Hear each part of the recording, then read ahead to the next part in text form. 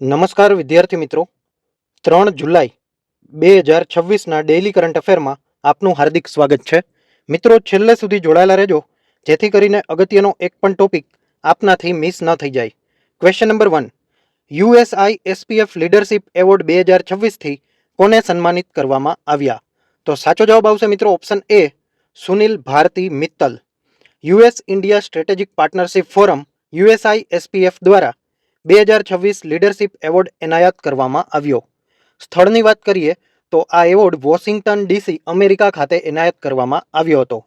અવસરની વાત કરીએ તો IX USISPF annual leadership summit 2026 દરમિયાન આ એવોર્ડ આપવામાં આવ્યો અને 2026ની થીમ અમેરિકા એટ 250 હતી. આનો હેતુ ભારત અમેરિકા વચ્ચેના વ્યૂહાત્મક ટેકનોલોજી અને આર્થિક સંબંધોને મજબૂત બનાવવામાં વિશિષ્ટ યોગદાન આપનારા ઉદ્યોગ નેતાઓનું સન્માન કરવાનો હતો.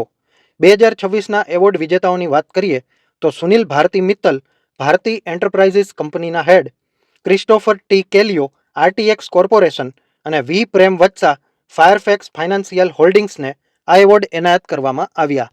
ક્વેશ્ચન નંબર 2, જુલાઈ 2026માં ભારતના વિદેશ સચિવ તરીકે કોની નિમણૂક કરવામાં આવી? તો સાચો જવાબ આવશે મિત્રો ઓપ્શન સી, વિક્રમ મિશ્રી. હવે મિત્રો, વિક્રમ મિશ્રીને ભારતના વિદેશ સચિવ એટલે કે ફોરેન સેક્રેટરી તરીકે 1 વર્ષનું સેવા વિતરણ આપવામાં આવ્યું. આની મંજૂરી appointments committee of the cabinet ACC દ્વારા અપાઈ. 14 જુલાઈ 2027 સુધી નવો ચાર્જ સંભાળશે.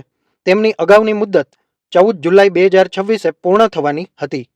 તેઓ 1989 બેચના ભારતીય વિદેશ સેવા એટલે કે IFS અધિકારી છે.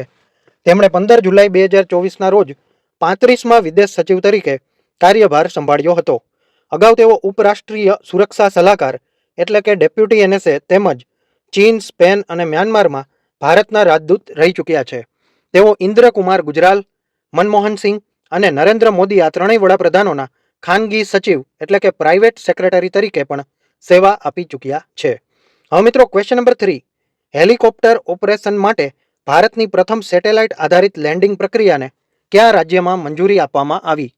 તો સાચો જવાબ આવશે મિત્રો ઓપ્શન ડી, આંધ્રપ્રદેશ. હવે મિત્રો, ભારતની પ્રથમ સેટેલાઇટ આધારિત હેલિકોપ્ટર લેન્ડિંગ પ્રક્રિયા PINS private point in space instrument approach પ્રોસિજરને મંજૂરી આપવામાં આવી છે. સ્થળની વાત કરીએ તો આંધ્રપ્રદેશના ઉંડાવલ્લી હેલિપોર્ટ ખાતે આ મંજૂરી અપાઈ. આની મંજૂરી નાગરિક ઉડ્ડયન મંત્રાલય અને નાગરિક ઉડ્ડયન મહાનિર્દેશાલય DGCA દ્વારા આપવામાં આવી.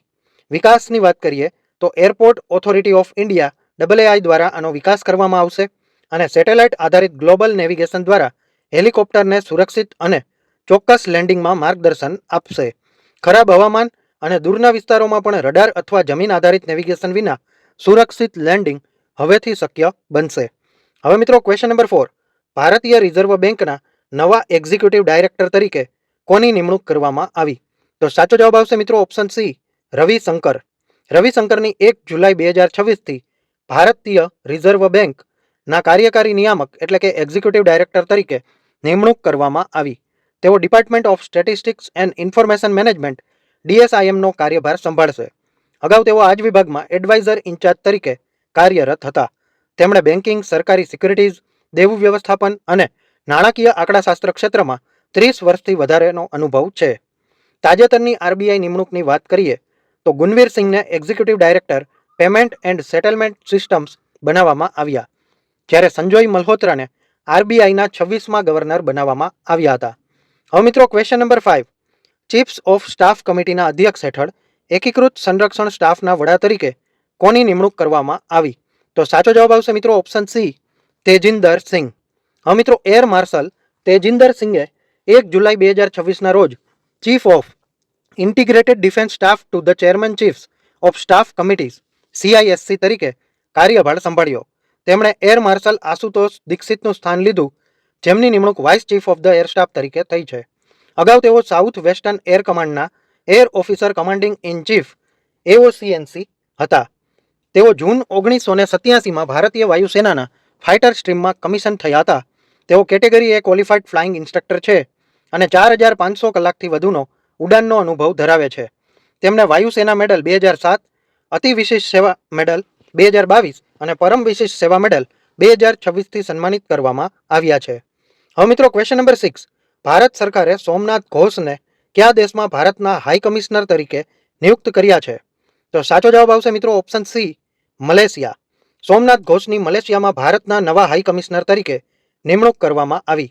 આની જાહેરાત 1 જુલાઈ 2026ના રોજ વિદેશ મંત્રાલય દ્વારા કરવામાં આવી. તેમણે બી નાગભૂષણ રેડ્ડીનું સ્થાન લીધું.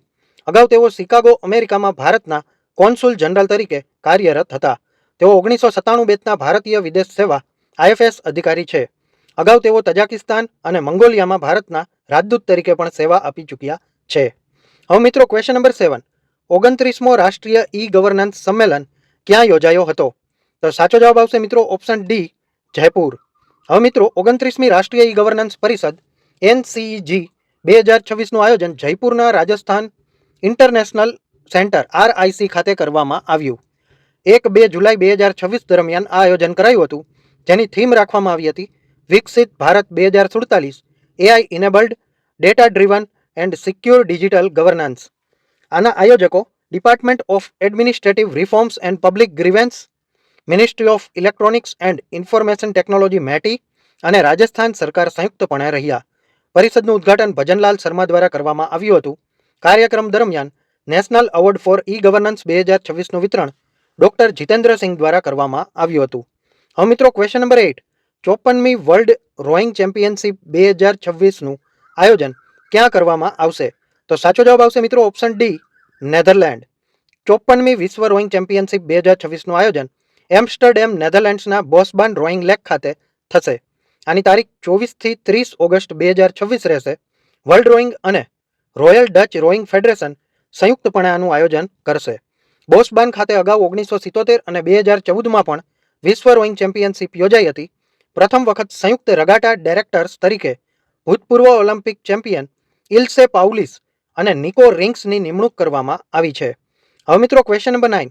જુલાઈ 2026માં યુરોપિયન યુનિયન કાઉન્સિલની અધ્યક્ષતા કયા દેશે સંભાળી?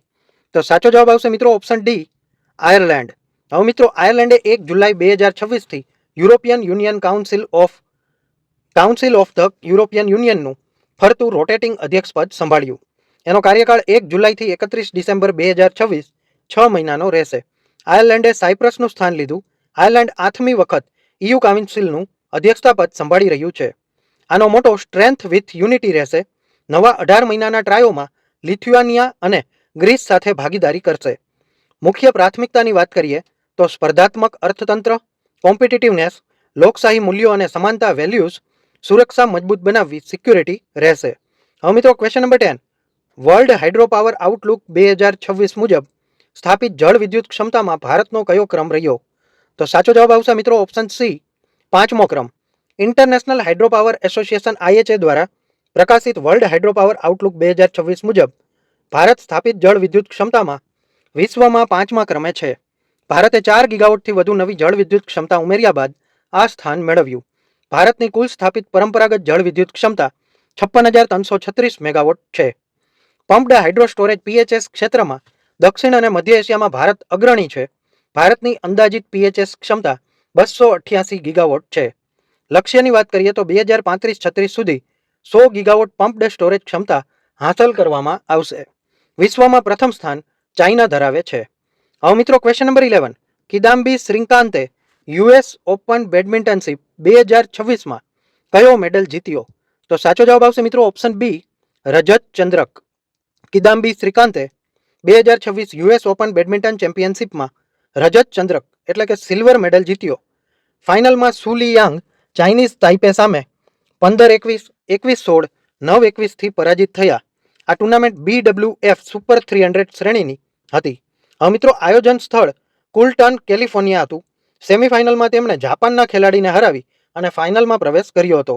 ભારતના યુવા ખેલાડી રોનક ચૌહાણ પણ સેમીફાઇનલ સુધી પહોંચ્યા હતા. હવે મિત્રો ક્વેશ્ચન નંબર 12. ભારતની યુનિફાઈડ પેમેન્ટ ઇન્ટરફેસ UPI અપનાવનાર 10મો દેશ કયો બન્યો?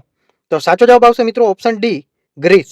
હવે મિત્રો ગ્રીસ ભારતની UPI યુનિફાઈડ પેમેન્ટ્સ ઇન્ટરફેસ સ્વીકારનાર વિશ્વનો 10મો દેશ બન્યો. આ સેવા NPCI international payments limited NIPL અને યુરો બેંક વચ્ચેની ભાગીદારીથી શરૂ થઈ. આની જાહેરાત 30 જૂન 2026 એથેન્સમાં કરવામાં આવી હતી. પ્રસંગે પિયુષ ગોયલની હાજરીમાં યુપીઆઈનું લાઈવ ટ્રાન્ઝેક્શન પ્રદર્શન કરવામાં આવ્યું હતું. હવે ભારતીય પ્રવાસીઓ અને વેપારીઓ ગ્રીસમાં QR કોડ દ્વારા સીધા ભારતીય બેંક ખાતામાંથી યુપીઆઈ ચૂકવણી કરી શકશે. યુપીઆઈ સ્વીકારનાર 10 દેશો બન્યા Bhutan, Singapore, Nepal, UAE, France, Mauritius, Sri Lanka, Qatar, Cambodia અને ગ્રીસ. હવે મિત્રો ક્વેશ્ચન નંબર 13. આંતરરાષ્ટ્રીય પ્લાસ્ટિક બેગ મુક્ત દિવસ દર વર્ષે કઈ તારીખે મનાવવામાં આવે છે? તો સાચો જવાબ આવશે મિત્રો ઓપ્શન સી, 3 જુલાઈ. હવે મિત્રો આંતરરાષ્ટ્રીય પ્લાસ્ટિક બેગ મુક્ત દિવસ international plastic bag free day દર વર્ષે 3 જુલાઈએ ઉજવવામાં આવે છે. એક વખત વપરાતી સિંગલ યુઝ પ્લાસ્ટિક બેગના પર્યાવરણ પર થતા નુકસાન અંગે જાગૃતિ ફેલાવવામાં આવશે અને પુનઃ ઉપયોગ કરી શકાય તેવી થેલીઓના ઉપયોગને પ્રોત્સાહન આપવામાં આવશે. આની શરૂઆત ઝીરો વેસ્ટ યુરોપ દ્વારા 2008માં કરવામાં આવી હતી. આ દિવસ વ્યક્તિઓ, વ્યવસાયો અને સરકારોને હળવી પ્લાસ્ટિક બેગનો ઉપયોગ ઘટાડવા અને પર્યાવરણ સંરક્ષણ માટે પ્રેરિત કરે છે. હવે મિત્રો આ વિડીયો જોવાથી તમારા નોલેજમાં વધારો થયો હોય તો વિડીયોને એક લાઇક જરૂરથી આપી દેજો. ચેનલમાં નવા હોય તો કમેન્ટ કરી અને જણાવી દેજો તમે કઈ એક્ઝામની પ્રિપેરેશન કરી રહ્યા છો. તમારા મિત્રો કોઈ તૈયારી કરતા હોય તો એમના વિડીયો અચૂકથી શેર કરી દેજો. ચેનલને સબસ્ક્રાઇબ કરી લેજો અને બેલ આઇકન પણ દબાવી દેજો જેથી કરીને આવનારી એક પણ અગત્યની માહિતી આપનાથી મિસ ન થઈ જાય. ધન્યવાદ.